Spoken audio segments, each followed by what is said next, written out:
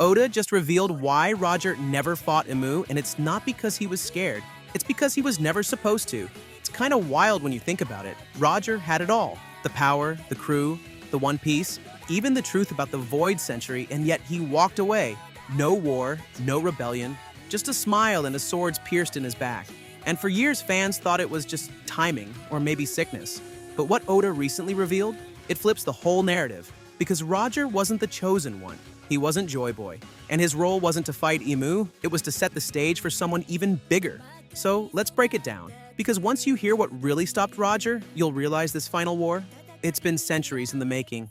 The final saga of One Piece is an arc with a whole new power and revelation.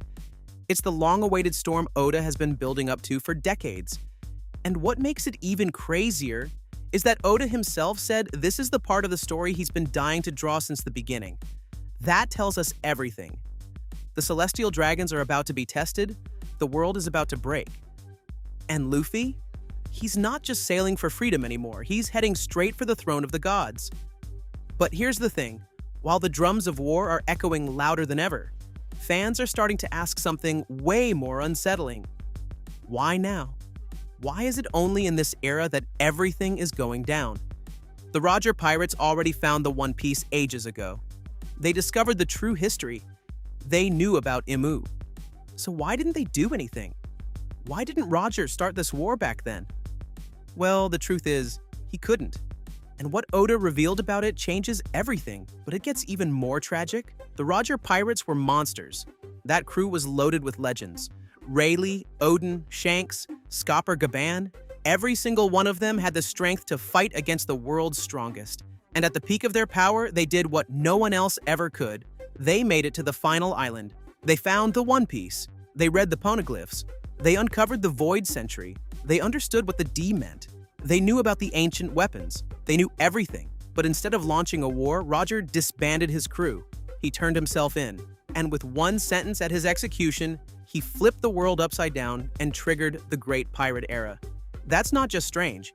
That's deliberate. So why would the man who learned the truth, the man with the power to change the world, choose to die?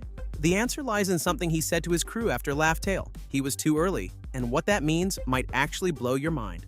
See, the downfall of Imu and the Celestial Dragons isn't just about power. It's about timing. It's about prophecy. And Roger knew it. According to Oda, the war to bring down the world government can only begin when two key figures, two sovereigns, are born in the same era. And during Roger's time, one of them didn't even exist yet. Shirahoshi, the princess of Fishman Island and the ancient weapon Poseidon, wasn't born. Neptune didn't even know who his wife would be. Without Poseidon, the balance of the world couldn't shift. The seas wouldn't rise. The ancient creatures of the deep wouldn't awaken. And that means Roger had no shot. He understood his limits. He knew he wasn't Joy Boy. And the craziest part? He wanted to be. He even laughed when he realized he was too early to change the world. The will was there, the power was there, the heart was there. But fate said no. And then fate hit him even harder. On top of everything, Roger was already dying. It wasn't a battle that took him out. It wasn't the world government. It wasn't even age, it was an illness. A mysterious, incurable disease that gave him just enough time to finish his journey and nothing more. So, even if the two sovereigns had existed, Roger couldn't have led that charge. He would have died in the middle of it. And here's the thing that hurts the most.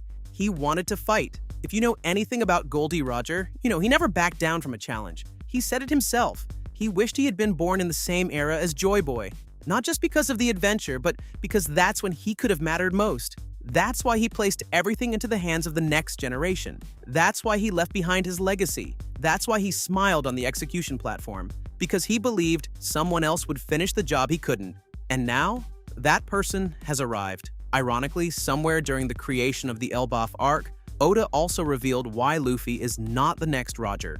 So here are the details. We know that with every chapter, Luffy gets closer to his goal of reaching the One Piece and becoming the Pirate King, just like Roger.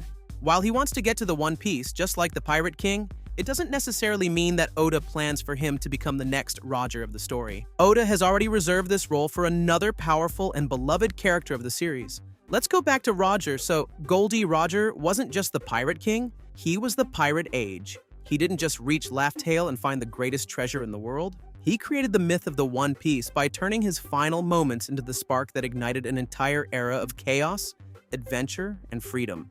His words on that execution stand weren't just legendary, they were revolutionary, turning countless ordinary men into pirates overnight.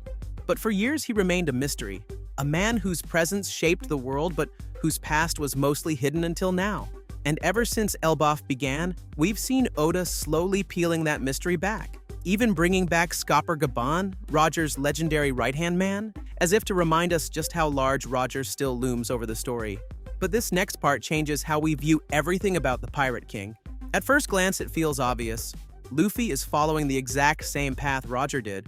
Laugh Tale, the Poneglyphs, the Inherited Will, even the crew dynamics between the Straw Hats and the Roger Pirates are eerily similar. So it's natural to assume that Luffy is destined to become the next Roger. But here's where it gets interesting. Oda has been subtly telling us, through fights, flashbacks, and foreshadowing, that Luffy's not supposed to be Roger 2.0. In fact, he's not supposed to be anyone, because Luffy is writing his own legend, and it's meant to surpass everything that came before him. While Roger reached the end of the world, Luffy is meant to change it. Roger was a king, Luffy is a liberator. But here's the twist. The one who is meant to carry on Roger's legacy might already be doing it, just in the background. Shanks has always been a strange figure in the One Piece story, always close, always powerful, but somehow always in the shadows. And yet, the more we learn, the more he looks like Roger's mirror image. Just like Roger, he fights with a single sword. Just like Roger, he doesn't need a devil fruit. And just like Roger, he's mastered hockey to an absurd level. Conquerors, observation, armament, all on a scale that rivals legends. But that's not all. Even Buggy, who sailed with both of them, openly admitted that Shanks felt like Roger's second coming. And that matters, because Buggy's the type who sees the truth even if he runs from it. And what's even crazier, Shanks could have gone for the One Piece years ago, but he didn't. He waited. For something, or someone. And now that he's finally on the move, it makes you wonder, what has he been planning this whole time? Here's the difference that changes everything. Roger ended his journey by starting an era, but Luffy's journey ends when that era collapses. Roger reached the truth, but Luffy is meant to do something with that truth. His fight isn't just to reach Laugh Tale, it's to destroy the corrupt foundation of the world itself. Roger never faced off with Imu. Joy Boy failed to stop Imu. But Luffy, he's the only one Piansham in all of history who might actually stand a chance. Because Luffy isn't just a pirate, he's Nika, the warrior of liberation. His very existence threatens the system in a way Roger never could. And while Roger inherited a dream, Luffy is the dream. Not just for himself, but for fishermen, for slaves, for children born under oppression, for the world that's been silently crying out for freedom for 800 years. And that, right there, is why Oda never intended for Luffy to be the next Roger. If Roger's legacy lives through Shanks, then Luffy's legacy mirrors someone even older, Joy Boy, a man whose name echoes across poneglyphs, whose failure reshaped the entire world, and whose return was prophesied to bring the dawn of a new era. Luffy doesn't just carry Joy Boy's will, he became him. The Hito Hito no Mi model. Nika isn't just a devil fruit, it's a mythic rebirth, and it means Luffy's purpose isn't to follow Roger's footsteps, but to walk the path Joy Boy couldn't finish. The path that leads through Imu, through the world government, through the truth of the Void Century, all the way to whatever lies beyond the One Piece. Luffy is the one who breaks the cycle. He's the one who laughs at the world not because he conquered it, but because he freed it. And what's coming next might be the moment that finally separates Pirate King from Sun God once and for all. So, Luffy was never meant to be the next Roger, because repeating Roger's path was never the point. Oda has been quietly showing us that while Luffy shares Roger's spirit and ambition, his destiny is far more radical. Roger reached the end of the world and laughed at the truth, but he left that truth untouched. Luffy, on the other hand, isn't just chasing the One Piece for the sake of the title. His journey is about tearing down the lies that built the world, freeing those still trapped in chains, and doing what Joy Boy could not. Luffy doesn't just want to be the Pirate King, he wants a world where people can live free, without oppression, without fear, and without someone like Imu pulling the strings from the shadows. That's why Shanks is the one who inherited Roger's legacy, because Luffy was never supposed to carry it. He's not Roger's successor. He's Joy Boy's answer, the warrior of liberation, the one who brings the dawn. Roger ended an age and started a new one, but Luffy will be the one who ends the cycle itself. And in doing so, he won't just become a king, he might become the most important person the world has ever known. So, in the end, Roger's journey wasn't a failure, it was a setup. He didn't find the One Piece to claim it, he found it to pass it on. He wasn't meant to start the war, he was meant to spark the era that would. Every decision he made, from disbanding his crew to giving himself up, wasn't a sign of weakness. It was the ultimate act of faith. Faith in the next generation, faith in the future, faith in someone who could finish what he started. Roger knew he was too early. He knew he wasn't Joy Boy. But instead of despairing, he laughed. He laughed because he realized the story wasn't about him. It never was. It was always about the ones who came after, ones who would inherit his will, carry his dreams, and challenge the gods themselves. That's why Luffy's journey isn't just another pirate adventure. It's the culmination of everything Roger discovered, everything he couldn't act on, everything he waited for.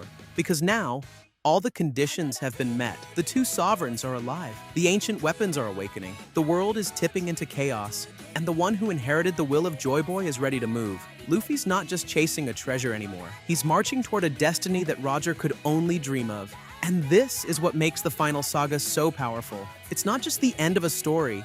It's the payoff of an unbroken chain of inherited will that began centuries ago. It's the clash of ideologies, the rise of long-lost kings, and the fall of those who thought they were untouchable. And if Roger were alive to see it, he wouldn't be sad that he missed it. He'd be smiling wide, just like he did at the end, because the world is finally ready for its reckoning, and Joy Boy is finally home.